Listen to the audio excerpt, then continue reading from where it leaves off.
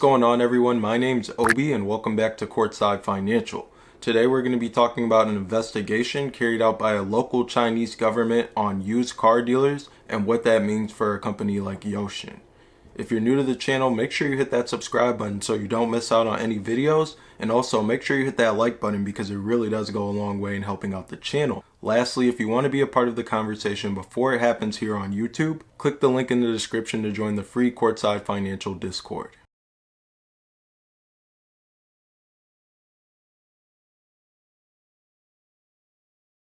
When you open up your new brokerage account, you'll receive one free stock valued anywhere from $2.50 to $250. And when you make that initial deposit of $100 or more, you'll receive another free stock, and this free stock will be valued anywhere from $8 to $1,600. Lastly, cryptocurrency is now available on WeBull, so you can trade cryptocurrency on the platform with zero commission. So today we're going to be talking about UXIN. It's currently 2:39 p.m. Eastern Time here in Michigan, and the stock is currently trading at $1.19, and currently it's up 1.72% for the day. First of all, shout out to my guy Bigfoot for bringing this to our attention in the Discord, and in fact he was the one who introduced me to UXIN in the first place. But the Sichuan local government in China conducted an investigation to ensure that common issues associated with buying a used car online are dealt with appropriately, and bringing these issues to the attention of China as a whole. And this makes sense, right? Because China wants to build a $306 billion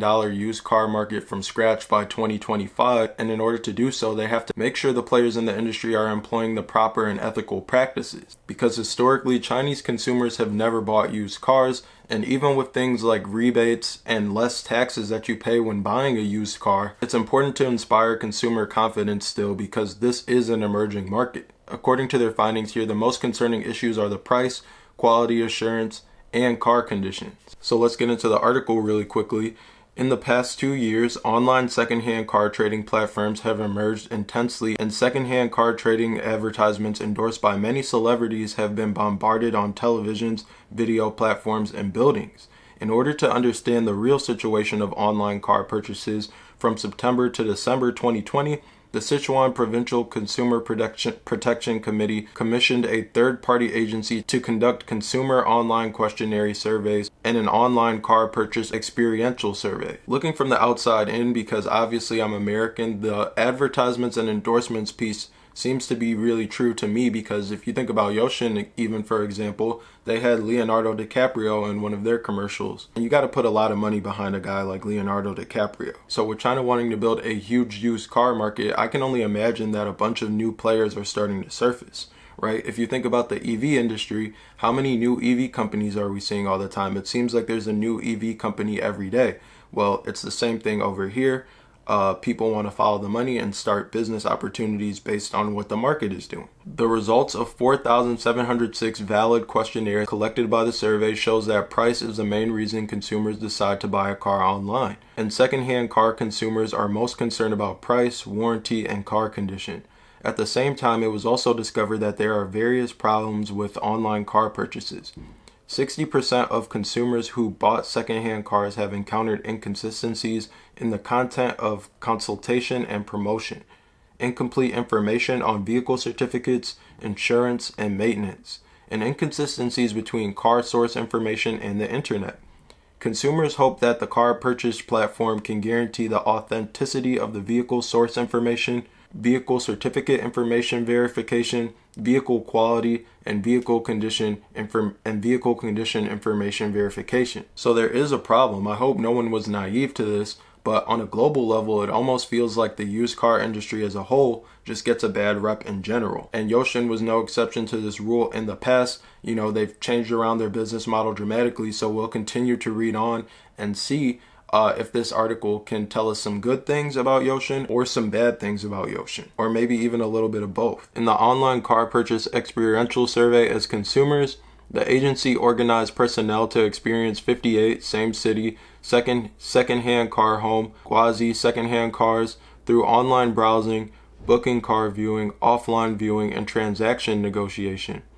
The car purchase services of 6 used car online trading platforms, including Ren Car, Tao Chi, and UXIN Used Car. The results show that the key information of each platform vehicle is relatively complete.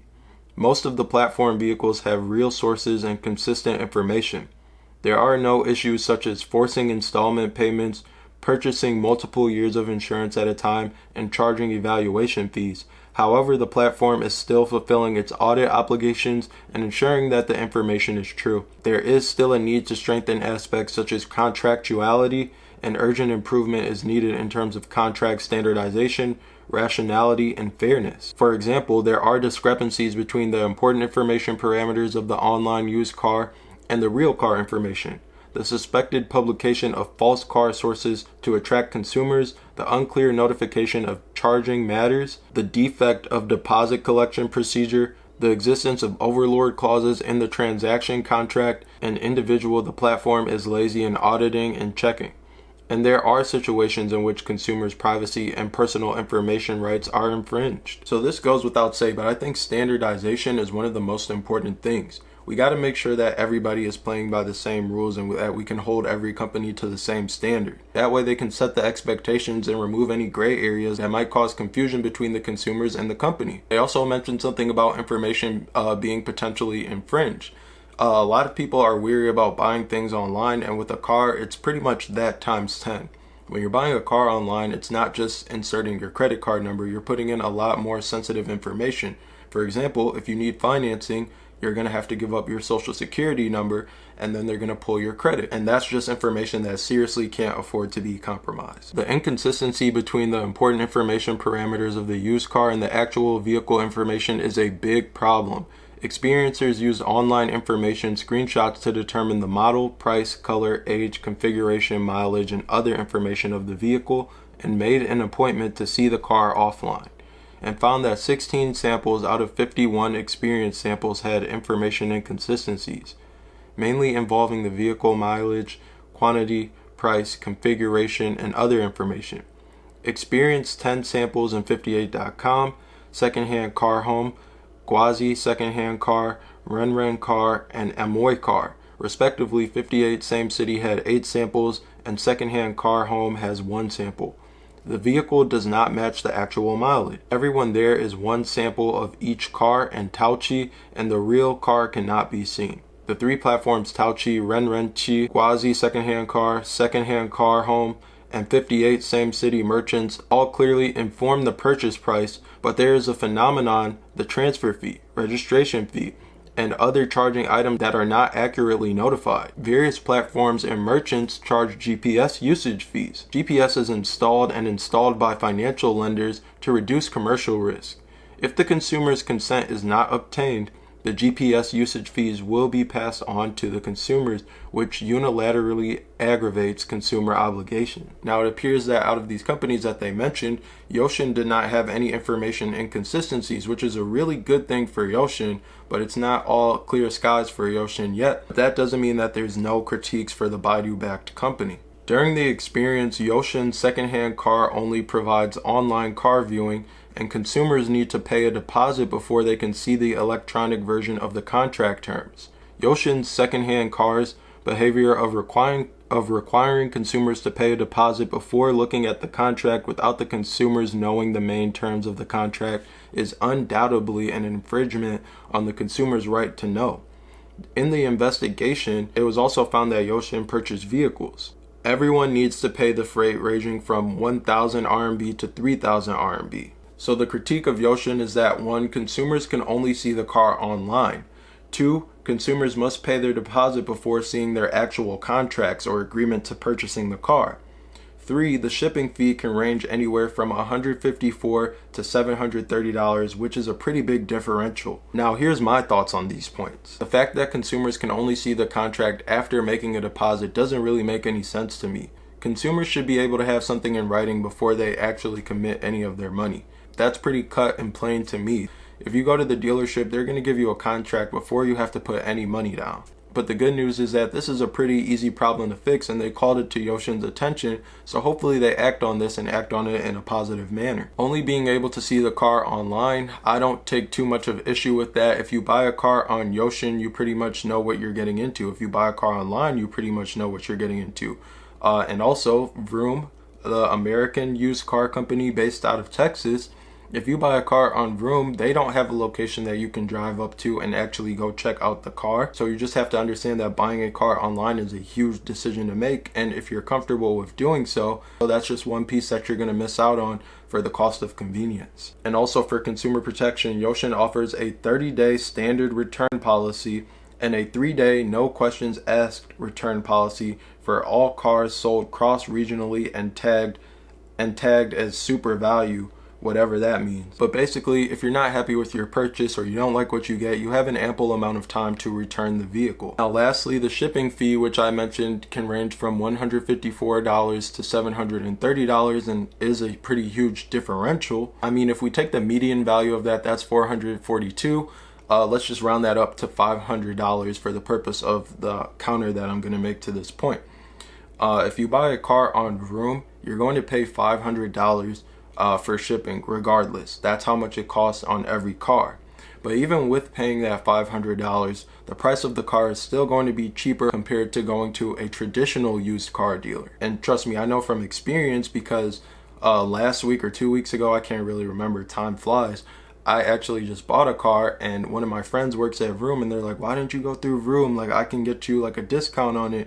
And like after the fact, we kind of like ran the numbers, and if I would have went through Vroom, I would have saved a couple $1,000s. So even with paying that shipping fee, considering that everything works out with the car, you're still getting better value. So I don't think that even if the shipping fee was $700, consumers would mind dishing out an extra $200 on top of what Vroom charges. Let's just call that the industry standard, if they know that they're getting peace of mind and don't have to worry about getting a junk car that's going to not be reliable or is going to give up on them. And another example that I'll throw out there is the fact that I'm moving to Texas. I got quotes on how much it would cost to, like, if I went and bought the car here in Michigan and then shipped it down there, I would be paying a minimum of $1,000. So you got to think about it like, hey, the company, it's not free to ship out these cars, and they're making sure that the car gets to you. So that's one thing that you have to consider with something like this. And of course, UXIN offers an industry-leading warranty, and they were one of the first companies to implement a return policy like that back in 2015. So now we're going to get off UXIN and move back to the industry in general as they talk about the overlord clauses. The existence of overlord clauses in transaction contracts is also a major problem. There are mileage irresponsibility clauses in 9 contracts and car condition exemption clauses in 10 contracts. For example, the used car sales agreements provided by the merchant stipulates, on the day of signing, all legal risk related to the vehicle shall become borne by party B, the buyer. However, according to the contract, the vehicle has not yet actually been delivered. The vehicle is not under the control of the consumers. It is obviously unfair that the consumer bears the risk, such as vehicle damage, loss, and third-party harm, etc.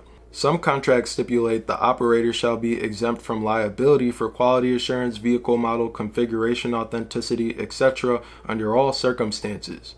The online trading platform for secondhand cars exempts them from handling mileage, vehicle conditions in secondhand car transactions. After the sale service and other matters bear statutory responsibility, which excludes the rights of the consumers, which is obviously unfair and belongs to the overlord clause.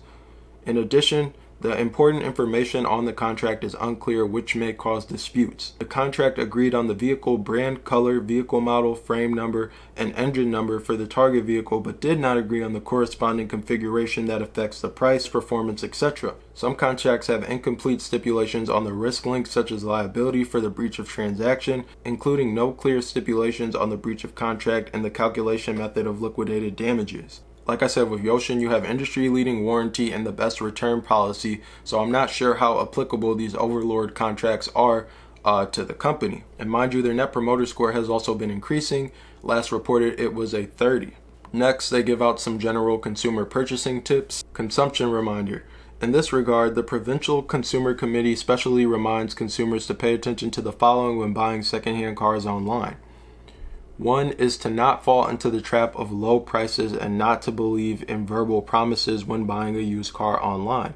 Choose a platform with high integrity of information disclosure, guaranteed after the sale service, and good social evaluation. The second is to read the terms carefully. Sign the car purchase contract carefully, verify the consistency and authenticity of the vehicle information. Specify the charging items and the amount in the contract, and carefully consider the terms related to configuration, deposit, quality assurance, liability for breach of contract, and after the sale service. Check and pay attention to the key aspects of the transaction. The third is to carefully inspect the vehicle offline to see if any accompanying documents are complete and verify the statutory certification documents are complete, such as motor vehicle registration certificate, motor vehicle driving permit, and valid motor vehicle safety technical inspection pass mark, and vehicle insurance. Check the status of important parts.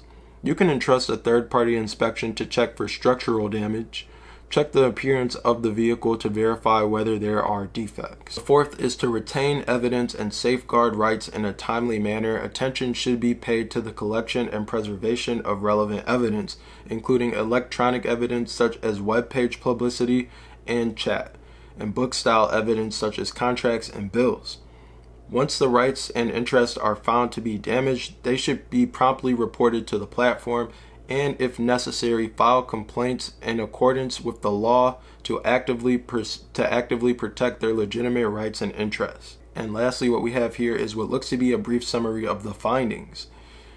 Work suggestion.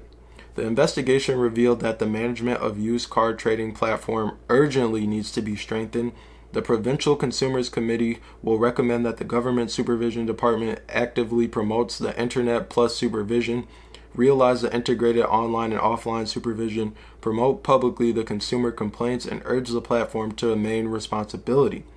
At the same time, it will carry out the construction of used car information database, integrate car condition information islands, realize construction and sharing of used car information resources, fully protect consumers' rights to know, and effectively reduce the consumption risk due to uncertain car conditions. At the same time, it calls on the second-hand e-commerce operators to strictly abide by the relevant provisions of the e-commerce law, follow the principles of voluntariness, equality, fairness, and integrity to conduct transactions. Online, used car trading platforms must earnestly perform their main responsibilities, undertake relevant qualification review obligations, improve information release, review mechanisms and evaluation mechanisms, establish a sound consumer complaint and reporting mechanism platform, and improve the service level of operators of the platform and protect consumption. The sense of responsibility for the legitimate rights and interests of consumers purifies the internet consumption environment, promotes the development of the industry, and stimulates consumption momentum. The Provincial Consumption Council hopes that the industry associations and the second-hand car market entities will work together to promote healthy development of the second-hand car market and promptly promulgate industry service standards and self-discipline conventions to promote the upgrade of the entire industry services. Develop and promote a model of text of a used car sales contract to avoid consumer disputes caused by unclear contractual agreements and effectively protect the legitimate rights and interests of consumers. Actively establish a high standard and standardize offline secondhand car market, strengthen third-party vehicle condition testing, and promote third-party certification of vehicle quality to jointly create a comfortable consumer environment. The Provincial Consumer Committee will also interview relevant platforms to urge the implementation of rectification. So all in all, when you get to the meat and potatoes of everything, it boils down once again to standardization. They need a body of text that people can follow to a T so that there is no confusion between the dealership and the consumers. And that way there can be less issues across the industry, and that can really help it grow to what they want it to be, that $365 billion by 2025. And that's only going to happen if there's consumer confidence in this particular emerging market. Otherwise, it'll never take off. But I'm very impressed from what I saw from UXIN. To me, it sounds like out of all these car places, UXIN is providing the most quality experience. So that's going to be it for this video. I want to know what you guys think. Make sure to hit the like button. Make sure to hit the subscribe button. Leave me a comment down below. And as always, thank you guys for watching. I'll catch you guys in the next one.